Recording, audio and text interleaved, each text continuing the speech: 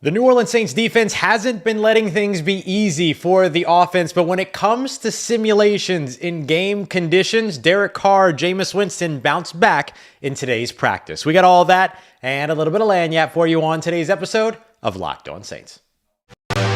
You are Locked On Saints, your daily New Orleans Saints podcast. Part of the Locked On Podcast Network, your team every day.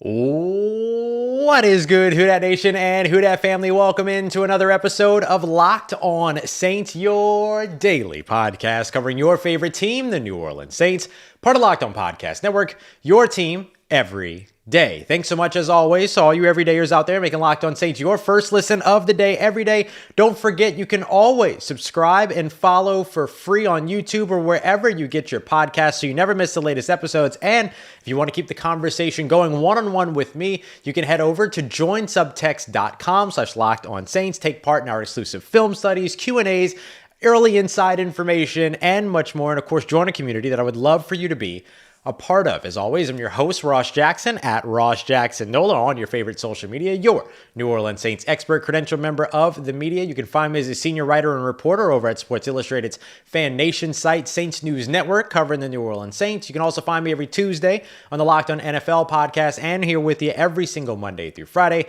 on Locked On Saints, part of Locked On Podcast Network, your team every day. On today's episode, we had a late practice with the New Orleans Saints today. That's why we're streaming a little bit later than usual. Appreciate everybody, whether you're catching the show live or you're catching the show later. Saints shifted to an afternoon schedule today, and for a couple of guys, maybe afternoon practices worked out really great. Bryan Bresee, the New Orleans Saints first-round pick, looks to be getting better and better with every rep. We'll go over that as well as some more of our takeaways from today's practice. We're going to take a look at the young wideouts that are standing out. James Washington, wide receiver veteran, released to make room for Darrell Washington. What does this mean for some of the younger wideouts that have been kind of showing up and showing out here recently? But first, Derek Carr, Jameis Winston put on a little bit of a bounce-back performance today with an asterisk. I'll explain the asterisk a little bit later. But what we've seen over and over and over again all throughout training camp so far when it comes to New Orleans Saints is that the quarterbacks are playing well, right? We've heard everything about Derek Carr and Jake Haener. We hear the highlights when it comes to Jameis Winston as well. But what we hear a lot more is that the defense is not making things easy for them. That didn't seem to be an issue today once the Saints got to their 2-minute drill simulations. They've been doing this a lot here over the course of the offseason and during the course of training camp, whether it's the end game situation, which is what they worked today. I'll explain the scenario and how everybody performed here in just a moment. But they've also worked into the half, all these other things with running clocks, having to, try to go and get a game-winning field goal or a game-winning touchdown, whatever it may be. And when the Saints went to that situation, Derek Carr excelled and Jameis Winston excelled. Unfortunately, Jameis Winston gets a little bit of an asterisk, but it's not on him. I'll explain in a moment. But let's start off with QB1, Derek Carr here, because Derek Carr looked outstanding throughout this drive. So the Saints started on their own 35-yard line with 1 minute and 30 seconds left. I got my notes, all the drive written right here, so forgive me if you hear a bunch of pages turning, but I want to make sure I'm giving you the right information here. Started out with a nice completion to Keith Kirkwood to move the ball down the field. Eventually got down to a 3rd and 5, however, but did convert that with a deep 23-yard pass, from our math at least, thanks to my good friend John Hendricks and I trying to do the quick math on the fly there.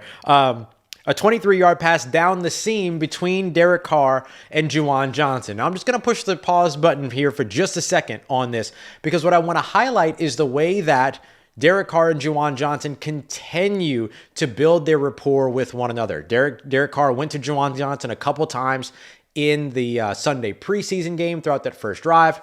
We see the two of them getting very comfortable with one another constantly throughout practice. Spoiler alert, it's not the only time that we're going to see Derek Carr connect with Juwan Johnson during this drive. So when you come out of that, and basically they were able to call a timeout. They had some timeouts left in that situation. The scenario fully here was that the Saints were down 7-0. So they needed a touchdown to tie or a 2-point conversion to win. So after the big connection between Derek Carr and Juwan Johnson, we saw a connection 2 straight from Derek Carr to Alvin Kamara. We saw two throwaways in a row. So the 2 throwaways happened because Peyton Turner got a pressure on a 2nd and 3, and then Carl Granderson got a pressure on the 3rd and 3 right after that. So it got down to a 4th and 3 in the red zone at the 15. Remember, they needed the touchdown, not the field goal in this simulation. He ends up connecting, Derek Carr does, with A.T. Perry, who we're going to be talking about here in a little bit, on a slant to pick up that first down. Timeout, they get back up there. 7 seconds left when the ball is snapped, and it goes right back to Juwan Johnson with both Marshawn Lattimore and Tyrann Mathieu closely in coverage along the back of the end zone. You get the touchdown catch there. The Saints then lined up for an extra point. They kind of simulated a penalty being called in the defense, so they went for the 2-point conversion for a win. Ran it with Alvin Kamara right up the middle. Boom, 8-0 with no time left on the clock. That would have been a game-winning drive from Derek Carr, Juwan Johnson, and Alvin Kamara. Getting all that there. So the defense, like we mentioned there, didn't make it easy, right? Peyton Turner getting pressure. Carl Granderson getting pressure. You had some nice defensive plays throughout as well, but good to see what we saw in that first drive in a final drive simulation from not only Derek Carr, not only Juwan Johnson, not only Alvin Kamara, the proven guys, but A.T. Perry, the young rookie, getting involved there as well. Next, let's take a look at Jameis Winston. Jameis Winston started off the exact same scenario on his own 35 with 1:30 seconds left. It was a PBU on an out route by, by Jalen Smith. Jalen Smith made a couple of nice plays in coverage for the New Orleans Saints. Remember, they're looking to find that off-ball linebacker behind Demario Davis and Pete Werner. Jalen Smith, the new addition there, making a nice play there. This ended up getting all the way down to a 3rd down. They convert it by a pass from Jameis Winston to Foster Moreau to pick up the first down. He gets out of bounds. They get all the way down to another 3rd and 3. They pick that up on a connection between Jameis Winston and Ellis Merriweather. That ends up leading to a timeout. They get to 2nd and 10, 1st and 10, all these other pieces where they finally get a spike down. They go for the back of the end zone the front corner of the end zone with Adam Prentice. That ends up getting broken up by Zach Bond, who had good coverage there. But then it was the other young wide receiver in South Carolina State University, undrafted free agent wide receiver Shaq Davis, who went all the way up for a catch and a land in the end zone, maybe, for a touchdown. That was on a 3rd and 10 from the 19. So a clutch throw, really nicely placed by Jameis Winston. You put it where only the wide receiver can go up and get it. And hey, when you've got, 6'5" on you to be able to go up there and get it when you're Shaq Davis, hey, go up and climb the ladder, young buck. And that's exactly what he did. Ended up going over DeMarco Jackson, but I definitely saw another defender back there. I think it was Ugo Amadi, but he's got size over both of those guys. So he went up there and got it. Now, if you ask me, he landed out of bounds, but he made that catch regardless, right? I think he landed out of bounds. It probably would have gone to a 4th and 10, but in this simulation, they called it a touchdown, and good, right? When you have control over it, just call it a touchdown. Let it be what it is, because he went and worked for it. Let it be what it is. So then the next play, they go for the 2-point conversion. And then again, it's Jameis Winston going to one of the tight ends, this time Foster Moreau, in the back of the end zone. A little toe tap, toe drag swag that you got there with Jonathan Abram in coverage. So excellent drives from both of these quarterbacks. The defense did not make it easy, but they continued to fight back. They pushed out of those 3rd downs. They pushed through the pressure, all those other things. And were able to come down into 2 game-winning drives, but which would have ended the game 8-7 in the New Orleans Saints' favor. So big bounce-back performances in day 15 of training camp for both Jameis Winston and Derek Carr, even though they technically struggled against the defense earlier on in practice. So really, really nice to see. And the other piece of it that was really nice to see wasn't just the quarterbacks, but it was the young wide receivers, A.T. Perry, Shaq Davis. They've continued to build highlights. They've continued to step up. And maybe that's why the Saints made a decision that they made earlier today. We got that coming up for you. I'll tell you what that decision is and why A.T. Perry and Shaq Davis continue to climb the ladder. Got that coming up for you as we continue on with today's episode of Locked On Saints, part of Locked On Podcast Network, your team every day.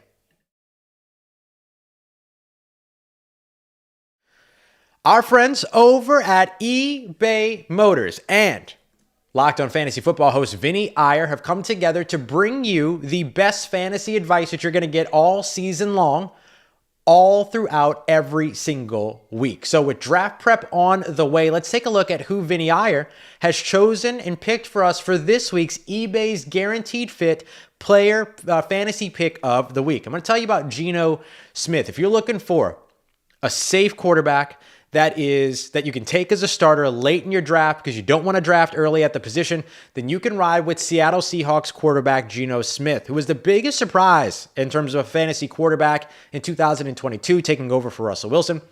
Smith took advantage of a great system that includes, of course, some fantastic wide receivers like DK Metcalf and Tyler Lockett. And this year, they're going to add the rookie Dynamo and OSU, the Ohio State University wide receiver Jackson Smith-Njigba, too, so that you know that Geno Smith is an established and solid option. Vinny Iyer over at Locked On Fantasy Football, along with Michelle Majuk, are going to make sure that you win your fantasy championship this year. And eBay Motors knows that a championship team is all about players being the perfect fit, and the same goes for your vehicle. With eBay's Guaranteed Fit and over 122 million parts and accessories for your vehicle right at your fingertips, you can make sure that your car is running smoothly, whether you need air filters, brakes, batteries, taillights, alternators, shocks, struts, whatever you're looking for, eBay Motors has it. And they'll make sure that you get it the right fit for your car because eBay's Guaranteed Fit helps you understand exactly what it is that you need for your vehicle the very first time. So go forth, switch gears, crank the AC. Don't worry about sweating if your ride just needs a little fixing up because now you know that you'll always be set up for success from the get-go with eBay's Guaranteed Fit. Everything your vehicle is calling for is just a click away. For parts and accessories that fit your vehicle, just look for the green check. Get the right parts, the right fit, all at the right price at ebaymotors.com. Let's ride. Guaranteed Fit only available to U.S. customers. Eligible items only. Exclusions apply.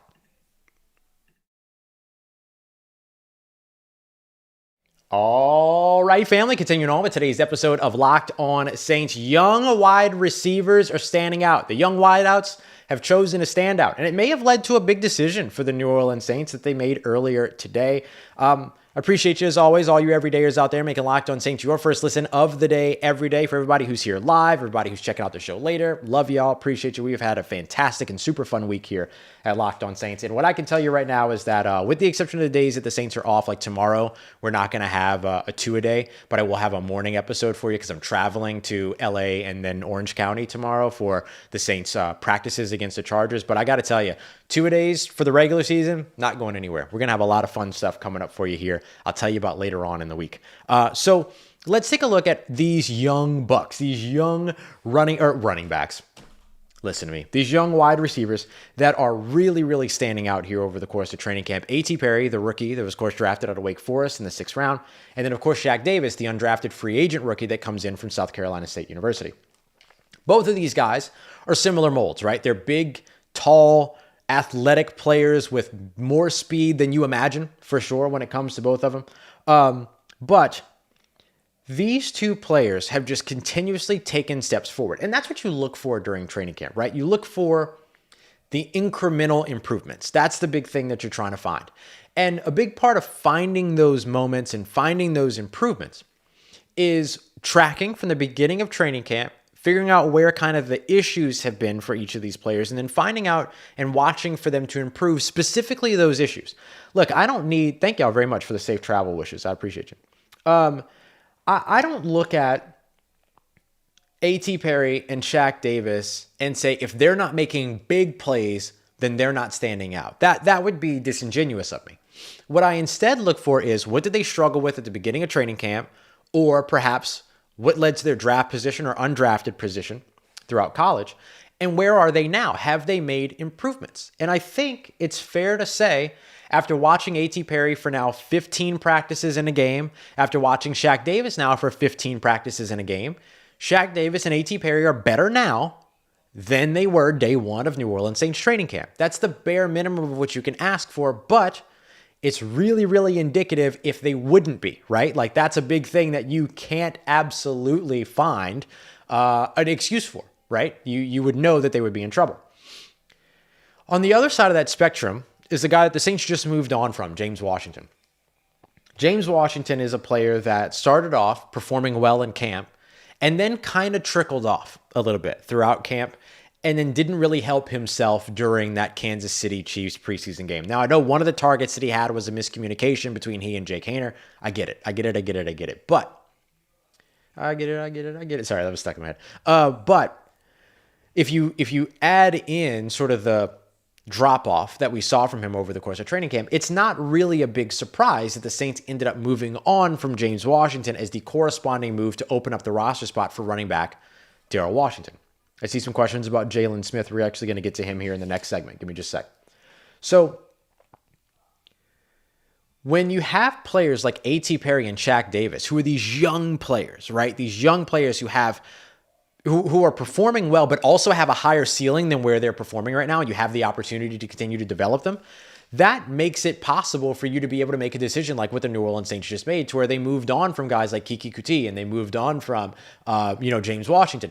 Part of the reason why you're able to do that is because of the way and the progress that you can see that is demonstrable when it comes to A.T. Perry and Shaq Davis. So I want to highlight the two of them. Where have we seen the A.T. Perry improvement? Well, first of which has to be drops, right? Not only did he have 6 catches for 70 yards and a touchdown in his preseason game, but he had only 6 targets in that game. So every time that a ball was thrown his way, he caught that thing. And remember, that was the big criticism around A.T. Perry coming into the NFL. Focus drops. Not necessarily that he couldn't catch, but just taking his focus off, being worried about contact, little things like that, right? So I think that you look at A.T. Perry being a guy that has shown you demonstrable improvement as a guy that struggled with the concentration and the catches early on and now is making solid contested catches. He added another one today. He had a diving catch that I marked off as one of the better plays of the day today in team drills, just because he needed to go out there and lay out in order to get the catch, and he ended up making that happen. Now, we did see him drop one pass during the 2-minute drills, it was one of the other drills, one of the other team drills in the back of the end zone. You'd like to see him come up with that one, but also it was way outside of his frame, so him even being able to make a play on it was a big deal. So you love to see that part. But you place that pass appropriately for him, and then all of a sudden he's in a situation where that's probably a touchdown. The next thing with Shaq Davis, the thing you were looking at is, can he be where he needs to be when he needs to be there? I.e., can he get brushed up on the playbook? Well, him catching what was considered or called a game-winning touchdown in simulation today gives you a pretty good indication of, hey, where he needed to be, he was. Look, Shaq Davis is 6'5". When you have a 3rd and 10 from the 19 and you want to take a shot to the end zone, you're probably going to Shaq Davis, especially when he's drawing coverage from a linebacker and a slot safety that's way undersized. That's well undersized, half a foot shorter, more than half a foot shorter than him. And what did he do? He goes up, he makes the catch. He probably came down out of bounds, but let's give him the credit for making the catch. He also came down, landed on the ball, got the wind knocked out of him, eventually got up and was fine. I just think that the growth that you have seen so far from A.T. Perry as well as Shaq Davis, the both of them have given you the confidence that you need in this room to be able to move on from veterans. 2 veterans now, as the Saints have moved on from at wide receiver. And I think that the way that A.T. Perry and Shaq Davis have played is what has opened up the door for that. Now, it's going to be tough for, we'll see who makes the roster. Michael Thomas, Chris Olave, and Rashid Shaheed are all taking up 3 out of the potential 5 wide receiver spots. We'll see what happens with Traquan Smith. We'll see what happens with Keith Kirkwood, the guys that have institutional belonging and institutional knowledge and all that other stuff, familiarity, which tends to land players' roster spots sometimes. But A.T. Perry, I think, deserves his spot. And Shaq Davis is one of those guys that you might be able to get to the practice squad if you needed to. But what if they keep 6 wide receivers? I think there's a chance that both of them can make the roster. So I think it's great. I think it's really, really good stuff for New Orleans. And maybe more veterans end up getting pushed out because of it. We'll see exactly how it goes. All right, coming up next, Bryan Bresee continues to take steps forward. Jalen Smith looked impressive today, and more. We got a bunch of notes for you from today's practice coming up as we wrap up today's episode of Locked On Saints, part of Locked On Podcast Network, your team every day.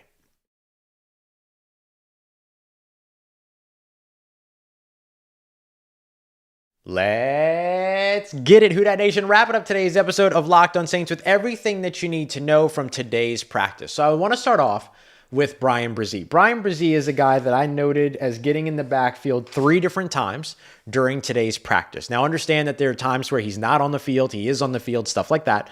But I really, really love what we're seeing from Bryan Bresee. He is clearly getting very comfortable in this system, but also in his scheme and also in his pass rush moves, his move set, his ability to string things together, his aggressiveness, his agility, all of it.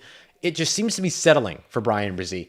And it's been huge for the Saints. Remember, the Saints had an exodus when it came to their defensive interior. Kentavious Street leaves, Shai Tuttle leaves, David Onyemata leaves. Of course, they had, Marcus Davenport leave, who I know wasn't on the defensive interior, but was on that defensive line. So the Saints had so much kind of turnover and everything on that defensive line that it was a big focal point coming into today's, or not today's practice, but coming into this season. And so when you see a guy like Bryan Bresee immediately translating, that's huge. And that's what you want from a first-round pick. Isaiah Foskey's got time to develop. Bryan Bresee, first-round pick, you kind of got to be there now at some capacity. He's going to be a rotational player. They've got Colin Saunders. They got Nathan Shepard. They got Malcolm Roach. There's going to be a lot of rotation going on in the defensive interior, but you got to be able to show up. And so far, we have seen Bryan Bresee showing up. So you love to see that. He had a great pressure today in a key situation. This was a 2nd and 10 from the 42. This was during the big 2-minute drive for Jameis Winston, to where he got into the backfield and was right there on him. But Jameis was able to find Jimmy Graham with Zach Bond in coverage to pick up some pretty good yardage. They went from the 42 to the 19 on that play. So a really, really nice pickup there. But I got to tell you, Bryan Bresee was right there. I also have another pressure written down for him here on a pass breakup that came later on. Isaac Yiadom breaking up a pass between Jameis Winston and Foster Moreau. The reason why Yiadom was able to get in position to break up that pass was because of Bryan Bresee's pressure. So you can see the way that this ends up translating is that it's not just about, hey, look, he got the sack, or hey, look, he got the pressure, or whatever, or he got the hit, or whatever it might be. But it's also, can you make your defense better by getting in the face of that quarterback? And we're seeing a good bit of that from Bryan Bresee so far, and really the rest of the defensive line. There was a play to where I wrote down that Derek Carr could have been sacked by Carl Granderson or Nathan Shepard or Peyton Turner. It could have been any of the 3 of them because the coverage was so good on the back end that everyone was able to collapse the pocket. So these are the things that you like to see from the New Orleans Saints defensive line. So there's good things coming from there. It's not all said and done. It's not perfect by any means. They're not going to win every single rep. We know that. But it's great to be able to chart like, okay, here's success, success, success. And I'm writing down more success for Bryan Bresee here in day 15 of practice than I was writing down day 1. That's incremental improvement that you want to see throughout training camp. I want to highlight one more time, Jalen Smith looked really good in coverage today. Had a pass breakup during the 2-minute drill. Had another couple of moments where he was able to get in good position and make some plays on the ball. I would only notch him with 1 pass breakup, but other times what I would call like passes defensed, to where he aided the incompletion, if you will. So it was great to see those moments. Dennis Allen said the other day, hey, they're looking to try to find that backup off-ball linebacker, the coverage linebacker behind Demario Davis and Pete Werner.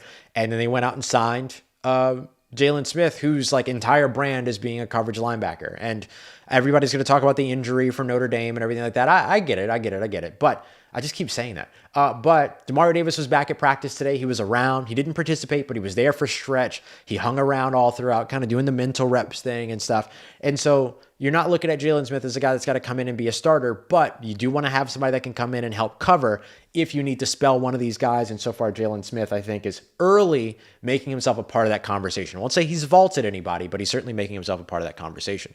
Couple of injuries today. Neither of them seem like big deals, and also positive injury news for you today. Yeah, there's a change. There's a change for you. The injury news is that we saw Cesar Ruiz with a shoulder injury, as well as Taysom Hill with a strained oblique injury. Both leave early, neither of which are expected to be serious. They get the day off tomorrow. We'll see if they're out there for the first day of camp. in Orange County. I have a feeling that could be the case. If not the second day of camp, we'll see there. But here's the really good injury news for you. Kendre Miller, who had a player effectively do a whole people's elbow on his knee up in that Chiefs game last week, got some good injury news, according to Dennis Allen this week. There were early reports saying that he would be missing a week or two. Dennis Allen says that he's traveling with the team to Los Angeles and that there's a chance that he's available on Sunday to play against the Chargers. Now, I'm going to pump the brakes on that, and I'm going to say that's a little optimistic, DA, but we'll see.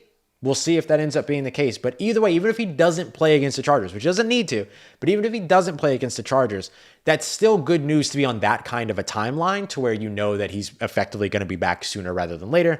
That's really, really good. So very, very glad to hear that. The Saints did still bring in another running back, though. Of course, Darrell Williams, the former Marrero native. Shout out to the West Bank back at Ames. But also, LSU Tiger. He is now here in New Orleans. We've already seen him catch passes. We've seen him run during training camp, during practices, things like that. So I think that he'll quickly get into the mix. And I think having Darrell Williams helps you out a ton because it means that you don't have to rush Kendre Miller back at all. You can let him come back based on his timeline. But hey, if he's available, it's good news. It's good news nonetheless. And how often do you get good injury news here in New Orleans? It feels like not very often. You've gotten a lot, actually, in terms of some of these guys that, like Demario Davis was back today. You've seen them be more careful with injuries than anything else. I'll tell you that Lucas Kroll was out in the back during practice, working on his own, working with trainers and things like that. So not present at practice, dressed out, doing his own thing and everything, but still great to see all that. So, let me see if I have any other big notes for you. Saints using a lot of NASCAR packages today. So we saw a lot of 3 defensive ends in that 2-minute drill. We saw some great coverage by Tyrann Mathieu on the back end. We saw some great coverage from the secondary as a whole on the back end. Really, really good stuff all across. But we'll keep you up to date with everything. It was a good day of practice today. And I'm excited to see this team go up against some good names, some household names. I'm gonna call him Justin Hebert instead of Justin Herbert, but Justin Hebert over there in LA. Being able to go up against Mike Williams, being able to go up against Keenan Allen of the world, being able to go up against Bosa. You know what I mean? All these other things. So that's going to be good practice for the New Orleans Saints. Not only are they going up against players that they haven't been going up against across from one another, but they're going up against some pretty solid players. We're going to do a more in-depth preview of that. I'm going to finish this live stream and then start recording tomorrow morning's episode because I'm flying out at like 6:45 tomorrow morning. But I'm going to go ahead and get you tomorrow morning's episode where we're going to preview some of those matchups and some of the things that you should be watching heading into those joint practices with the Chargers. But I appreciate everybody who was here live. Over 300 people in the chat on a random Tuesday night at nearly 9 p.m. Central Time. How incredible. I appreciate all y'all for being here live or being here later and catching the show. It's been awesome. So great stuff coming up for you tomorrow. We'll have another episode for you tomorrow morning. I appreciate y'all. Again, as always, all you everydayers out there making Locked On Saints your first listen of the day every day. And I thank you very much for making me a part of your day, part of your routine, for saying yes to me and the show. As always, please, if you see me, say hi, especially while you're out. If you're a Chargers season subscriber for some reason and you're out there and you see me at practice, please say hello. And as always, if you need anything else around or in between these episodes around your New Orleans Saints, make sure you follow me on your favorite social media at Ross Jackson, NOLA. Hit me up. Let me know how the family's doing. Let me know how you're living. Let me know how your mom and them. And trust Who Dat Nation. I'll holla at you.